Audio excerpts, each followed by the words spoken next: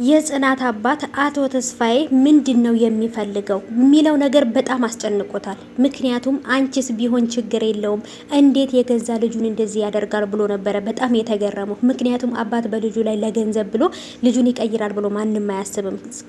ጽናትም ደግሞ የጽዳት ሰራተኛ እንደሆነች አቶ ተስፋዬ መጥቶ ነበር ለጽናት አባት የነገረው። እሱም ደግሞ ይህንን ስራ እዛ ቢሮ እንድትሰሪ አልፈልግም፣ አማካሪ ነኝ ብለሽ ነበረ፣ እንዴት ይህንን ስራ ትሰሪያለሽ? እኔ ሙቼ ነው ቁሜ እያለ በጣም ነበር የተናደደው። አባትየው ሲጠይቃት ምንም እንደማታቅ ነበረ ግግም ብላ የዋሸችው ወይንም ደግሞ አይደለም ያለችው። መጨረሻ ላይ ግን እውነቱን ሲነግራት አመነች ይሄን ነገር እንደምትሰራ ማለት ነው።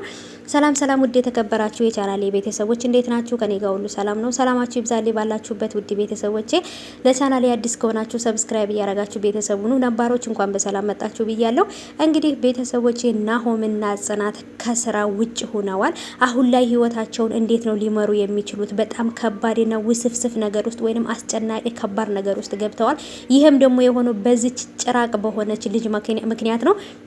አባትየውን ከስራ ይውጡ እሱ የሚሄድበት ሲያጣ ጽናትንም ደግሞ የጽናትንም ደግሞ ቤት የነጽናት የተከራዩባትንም ሴትዮ ደውላ ብር አስጨምሪ፣ ቤተሰብ ሲጨምር ግዴታ ውሃም ሁሉም ነገር ይጨምራል፣ ብር ኪራይ ጨምሪባቸው ብላታለች። ይሄን ነገር የምታደርገው ናሆም ጽናትና አባቷ ጎዳና ላይ ሲወጡ ናሆም የሚሄድበት ቦታ ስለሚያጣ ወደ አባቱ ይመለሳል ወይንም ወደ እኔ ይመጣል ብላ ስለምታስብ ነው ወደ እሷ የሚሄድ ነው የሚመስላት። ግን ደግሞ ናሆም ጎዳና ላይ ይቀመጣታል እንጂ በጭራሽ ወደ እሷ ጋር ተመልሶ አይሄድም። ምክንያቱም ድሃ ነክ ድሃ ወንድ ምንም አይሰራልኝም ብላ ልቡን ሰብራው ነበር የሄደችው።